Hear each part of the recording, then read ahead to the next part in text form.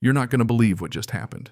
I mean, this isn't the kind of thing you expect when you've spent your whole life beside the same patch of water, drinking your coffee and watching the sunrise hit the dock just right. But here I am, 6 decades in the same lakeside cabin, and this morning I got told by the HOA president, no less, that I had to leave. Leave. Like I was some trespasser. And I'll tell you right now, Diane Whitley has no clue what she just started. So picture this. I'm standing on my porch in my old flannel coffee, halfway gone, just soaking in the early breeze. Then I hear it heels sharp as gunshots crossing my gravel. Diane in a power suit with a couple of board members trailing behind like nervous interns and some guy fiddling with a clipboard. She looks like she's about to close a big merger, not confront a guy over a patch of wood and water. She doesn't waste time. Arthur, she says, all business, we need to discuss your property violations. That's it. No good morning, no how you been, just straight to the courtroom drama. I just stared at her, probably looking like I'd seen a ghost. Now here's the kicker. Diane learned everything she knows about property law from me. Back when I taught land surveying at the local community college, she was front row, hand up, grilling me about boundary lines and legal gray areas. And now she's using those same lessons against me on my own porch, telling me my dock is a hazard and I'm out of compliance with community standards. She waves this thick folder of violation notices and safety codes around like it's a winning lottery ticket, and the board guys nod along like they've been hypnotized. I felt like I was living someone else's bad dream. Thing is, I've been patching that dock since before Diane ever set foot in Lakeshore Estates. I fixed it after the '98 flood with my own hands, board by board. That dock's more solid than half the new homes around here. But this isn't about maintenance, it's about power. Diane's tasting it, and she likes it too much. She leans in, voice icy. If you don't cooperate, we'll be forced to take measures to ensure you relocate. Relocate. Like I'm an eyesore in her perfect lake view. Every memory I have is tied to this place. First fish with my dad, fireflies fixing up after storms every single summer. And she's talking about making me leave like it's just another line item. I should have laughed, honestly, but there was something in the way she looked at me like I was an inconvenience. That's when I pushed back, told her maybe she ought to review those original surveys she learned about from me. The board members looked spooked.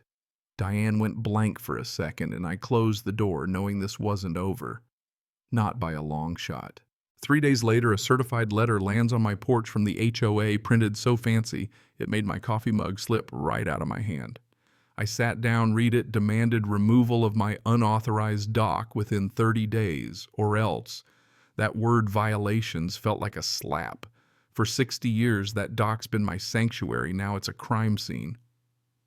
I looked around my kitchen full of old photos and trophies from fishing tournaments and wondered if maybe I was being unreasonable or if they were just counting on me giving up. But then I remembered my dad's files down in the basement, and stubbornness won. I dug through decades of papers, tax receipts, menus from restaurants that closed before Diane was born, until I found it.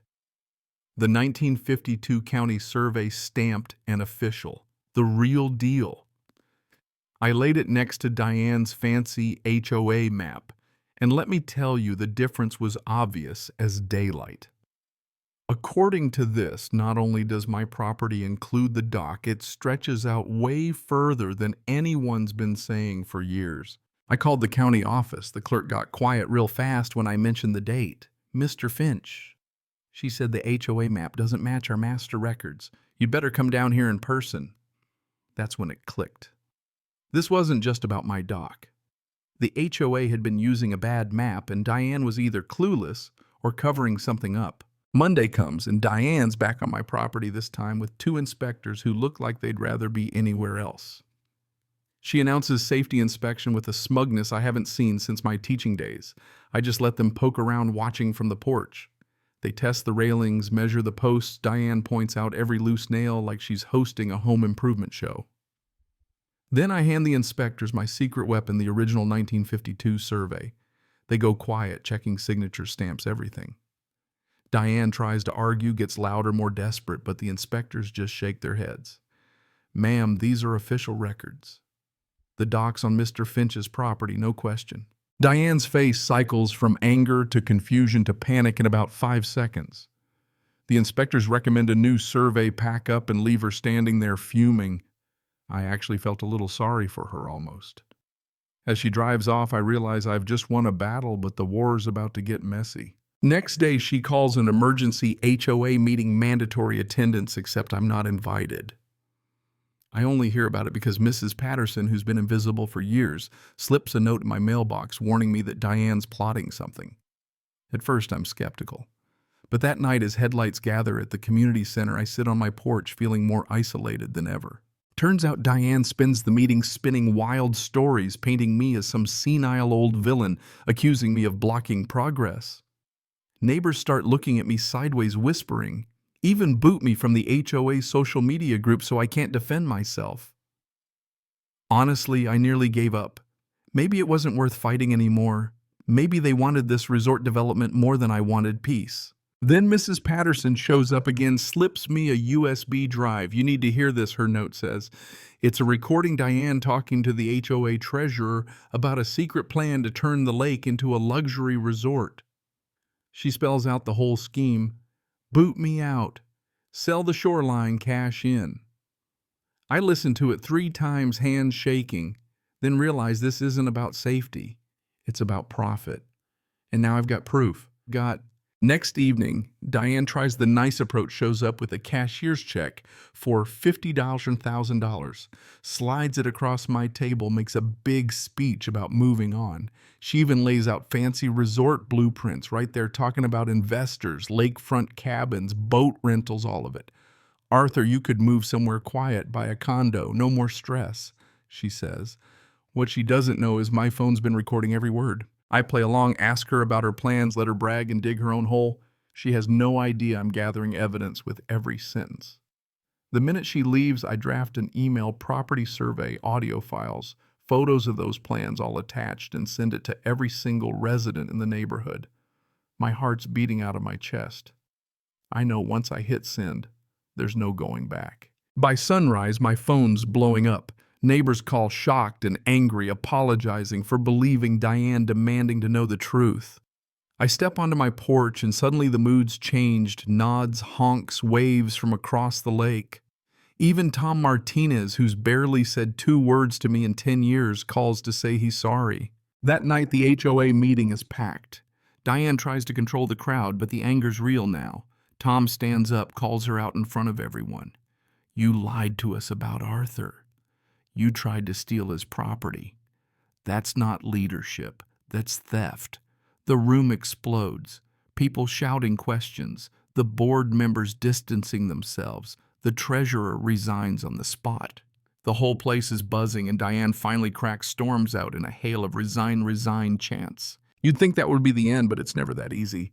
Diane's resignation is cold and quick. No apology, just a single line. But the damage is done. Neighbors want answers. Tom's elected interim president, and for the first time in weeks, I feel like I can breathe. Tom and I walk the Shoreline survey map in hand, and I show him the real boundaries. Turns out my property includes the whole recreational area, dock, beach, fishing pier. But I tell Tom I have no intention of booting anyone out. We draw up an agreement. The HOA pays a small fee, covers taxes, and maintenance families can keep using the lake. We even talk about barbecues, new picnic tables, maybe even naming the dock Arthur's Landing, community the way it was supposed to be. Mrs. Patterson shows up, hands me the old HOA president sign, just gives me a look that says it all. The lake's alive that night, kids swimming, neighbors laughing, someone strumming a guitar, Arthur's Landing chalked on the dock. For a minute it feels like the world's set right. And then my phone buzzes. Unknown number. You think you've won, but this is far from over. Diane, of course. I just delete it.